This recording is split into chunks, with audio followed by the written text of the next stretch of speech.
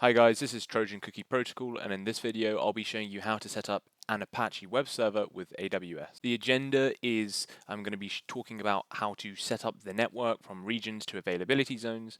I'm going to show you how to configure and launch an EC2 instance, then setting up the Apache Web Server, and then some of the next steps like connecting to a database or creating an API. So, to begin with, a region is a geographical area which consists of availability zones, and an availability zone is an area within a region that consists of multiple data centers. So, on the diagram, it illustrates that you have this region, and within that region, you can have several availability zones, and within availability zones, you will have data centers, which is where your server, where your instance is being hosted on. And AWS has four regions, North America, South America, and then they seem to couple Europe, Middle East, and Africa, and then you have Asia Pacific. Now we're going to set up and configure our network. First, you want to go to aws.amazon.com, and if you haven't created an account already, create an account, and once you have done so, sign into the console. Here is an illustration of a region and availability zone, and within this region we have something called a virtual private cloud. And a virtual private cloud is a logically isolated virtual network that lets you launch AWS resources, and you have complete control over an IP address range, and it allows you to create subnets and configure your route tables. And this is what we're going to set up. First things first, you want to select your region. So if you go on the top right hand corner, select your region or location. So I'm in London. And then after that, this is our management console. So it's going to show all of the services available to us that AWS provides. So if we click on the services tab, and as you can see, AWS has loads of services that it provides, which is really useful. If we type in VPC and select VPC, then this is our dashboard. If we click VPC, or I prefer the VPC there under region, and if we create VPC, we enter our name tag, so we'll call it web server. We select a CIDR block. If you're not familiar with CIDR, then I highly recommend that you do some research into it. And then we just click create, and that's our VPC done. At this point, we've created our VPC within a region. We need to now create a subnet, and a subnet is just a logical subdivision of an IP network. In this case, it's a logical subdivision of our VPC. Here are some illustrations of what I mean. So on the left hand side we have a region and a VPC inside that region, and the VPC can be spread across multiple availability zones, and this is because it increases resilience. In case one of the availability zones happens to be down, your systems will still be running. And on the right hand side, this is just a detailed illustration of what I've just explained, with IP addresses established and linked and explained. What else have we got? Yep, with 3 subnets within a VPC. Again, you can have as many subnets as you'd like, as long as within appropriate range of your VPC. Let's create our subnet then by going to subnets just under your VPCs. We click create subnet. We enter our name tag, so in this case we'll call it web server subnet. We select the previously created VPC, which was web server VPC. We select our availability zone, so let's just select EU West 2A, and then we type in our CIDR block.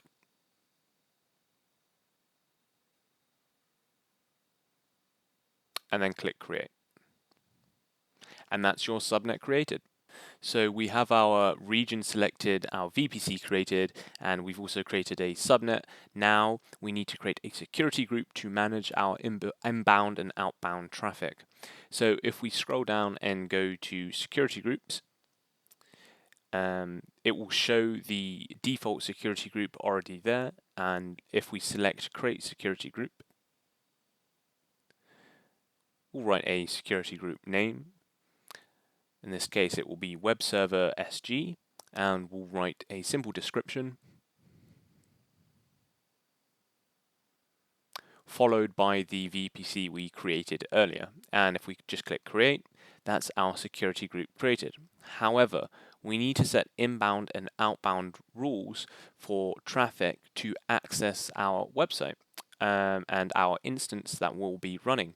So if we go to inbound rules and edit those rules, we can control the incoming traffic that's allowed to reach the instance. So if we add rule, we select a rule, and it's going to be HTTP,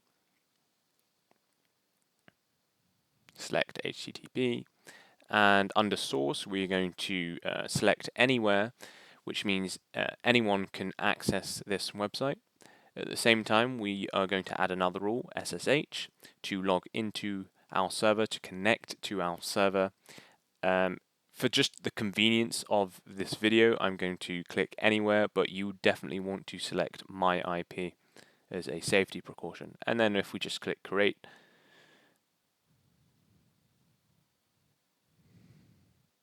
and those are your inbound rules configured. And here you can see all of your rules, your inbound and outbound rules under this section here. Now we are ready to launch our EC2 instance. EC2 stands for Elastic Cloud Compute, and essentially it's just a service that helps you set up your computing environment, handle security, scalability, control, and you initialize EC2 instances. So again, this is an overview of what we've done so far, and the EC2 instance is going to be located in our subnet that we've created with the security group in place. Now we're going to create our EC2 instance. We're going to go to services, under compute, we're going to click EC2. We're then going to launch instance, or go to our running instances. I've already got an instance terminated there, so don't worry about that. And we're going to just click launch instance. Now we're going to set and choose our Amazon machine image. I'm going to select the second one, which is from the free tier eligible scheme. So if we click select on that, then we are going to choose our instance type, such as the CPUs and memory and type of storage. Generally, you don't need to configure most of this, it's already pre-configured. So if we just click next. The most important part would be this part. It's selecting our network, subnet, and IP. So under network, we will select our VPC, the subnet that we want our EC2 instance to be running in, and to auto-assign our instance an IP address. So if we enable that and leave the rest as it is and click next. So here you can increase or decrease the storage, but we're going to go next. We can click next here as well. And now we're going to attach our security group that we previously created. So we select an existing security group. We select web server security group, the one that we created, and we can see our rules there. We review, and we can dismiss anything and just click next and create.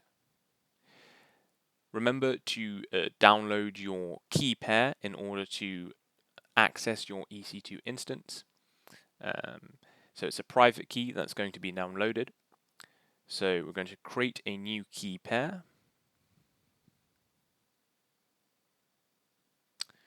We're going to type in a key pair name. In this case, it's just going to be web server, and click download and save it to your desktop. That's right. I've already got a key pair named web server. So I'm going to rename it something else. But in the meantime, you can download this key pair and save it to your desktop. Then launch instance.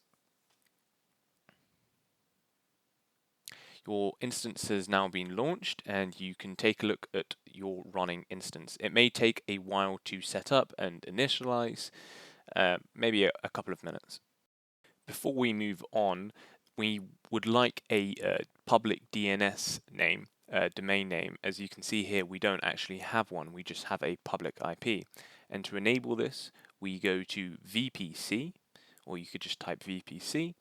We select VPC, and we select our created VPC. That's the third time I've said VPC, but then we go to Actions and click Edit DNS Hostnames, and we just enable DNS hostnames and continue. And that should update that. And if we go back to our EC2 instance, we should find that we have a public domain name instead of just the IP, and there it is. Now we want to connect to the server, and we can do this through a terminal. The terminal I like to use is provided by Git. So if you go to the website Git For Windows and you download the terminal that's offered there, then this is what I'm going to be using, and you can continue with that. Alternatively, there is a program called Putty. If you go to their website, download Putty, open it up, click Next, and just follow the installation process. It's really simple. This is just an alternative if you prefer to use one or the other, or you're on a Linux system, that's perfectly fine. Accept any messages that may occur and click Finish. If you're on Putty, you will need to do some extra configuration. So if you search for Putty Gen or Putty Generator and you click Load, and then you open the key file that you downloaded onto your desktop, you open it up, it will say it's been imported, then you want to save your private key, just click yes, and then save it onto your desktop again.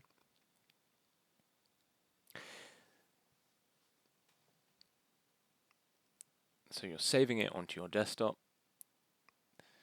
Now this was step 1. The second step is actually using this key to connect to our server. So now open the Putty application. What we're going to do is we're going to copy our public DNS. We're going to paste it into host name. Then we're going to go to SSH right there. We're going to expand that. We're going to click on auth, and we're going to browse for the file that we just generated, our private key file. And if we go back to session and we open, now the default user is EC2 user-user, and then you should be able to connect. Now note, you won't actually be able to connect immediately because of an issue that I will explain later on. But we should now be on the same track, so what we're going to want to do is attempt to connect, and the connection won't work, and it's because we don't have an internet gateway set up. So remember back to the diagram I was showing you guys. We had our VPC, we had our subnets, we had our security group, and we had our EC2 instance. However, we didn't have any mechanism to actually connect to the internet. And in order to do this, we need something called an internet gateway. So what you're seeing now is an attempt to connect to the web server, but this connection will be refused because there isn't a way for us to connect to it. So here is the illustration. We have no internet gateway, and any connections are able to connect to the security group, the EC2 instance, but the EC2 instance has no way of responding back because there just isn't a way for it. There are no routes set up. So what we need to do is enable an internet gateway such that the EC2 instance can actually respond to us and connect to the internet. And this is what we are going to set up. So go to Services. Under Services, click VPC. First, we want to create our internet gateway. So we're going to create our internet gateway. We are going to name it a Web Server Internet Gateway. Click Create. Close that.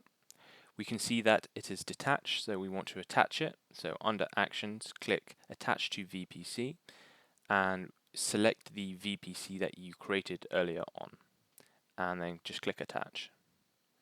The next step is to well, I'm just going to show you what the subnets look like now. And if we take a look at our root table, we see that there is only one root, but in essence we need two roots. Therefore, we must configure this. And we configure this by setting up a root table. So let's click Create Root Table. Let's name it Web Server Root Table and attach it to the VPC. Click Create, close that. So we have our root table configured now. If we can take a look at the roots, we edit the root. Now let's add a root, and we're going to add a root such that it is from the EC2 instance to the internet gateway that we created. And we select the internet gateway that we've created. And now we save the roots, close that.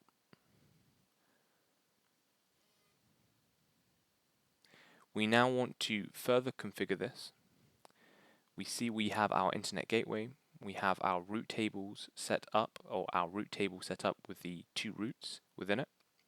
And now on subnets, if we go to subnets and we click on root table, we edit root table association, and we're going to select a new root table, the root table that we just created, and we click web server root table, and there you can see we have our two routes, one for traffic coming in and another route for the EC2 instance to respond through the internet gateway. Now we'll just close this, and we are going to connect to our web server again now that the internet gateway is set up. So you can do this through PuTTY. I'm going to do it through here, and just type in yes if you get this response. And now you have successfully connected to your web server. And so the next step is to configure our web server by installing Apache and PHP and user groups. So if we navigate to this link, which I'll leave in the description, we are going to install the Apache software, and there are numerous commands that we must run as shown here. So we're going to do everything up to that section. As you can see, the commands include updating the system, it includes installing Apache Web Server with PHP, and later on it will include configuring groups and users such that the system will be set up for when you run it and when you visit the default site. So if you just navigate to this website, just copy and paste the commands.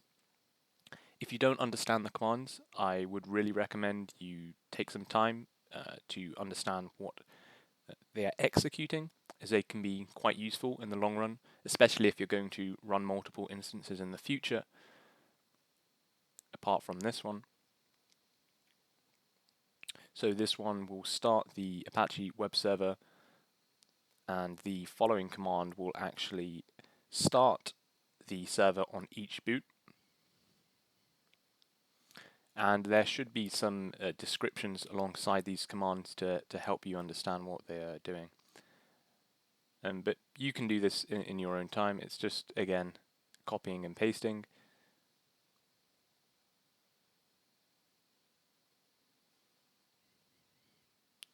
With this command, we exit out and then connect back in.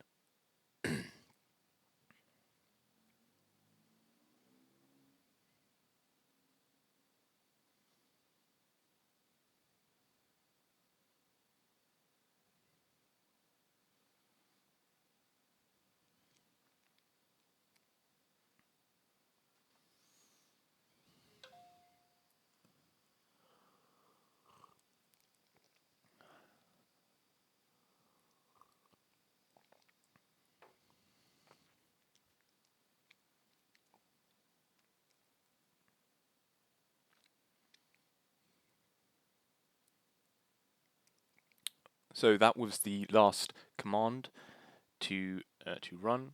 And now if we grab the public DNS, we copy that and we paste that into our input and search bar, we can see that the web server is in fact running and the test page is now configured. Now if you connect to your web server using your favorite IDE and you navigate under HTML folder and you create a new file, let's name this index.html, and just write something under that in the index.html file. You can write anything you like. We're just going to make sure that we can actually create a web page, an HTML document, and that it's going to be displayed publicly on our web server. So now go back to your browser. Again, copy and paste your public DNS, put it into the search bar, and you should receive whatever you've written. And that's it. In sum, we selected a region, we created a VPC and a subnet within that VPC, we created a security group, and then launched an EC2 instance within that VPC. We also configured inbound and outbound connections, followed by creating an internet gateway such that the EC2 instance could actually respond to us. So that was the end of the video. I hope it was of use to you. Some next videos might be connecting to a database or SSHing into your web server using Visual Studio Code, or perhaps even actually setting up a WordPress with AWS. But that's it from me. I hope you enjoyed this video. If you did, give it a like, comment, and subscribe, and I'll see you in the next video.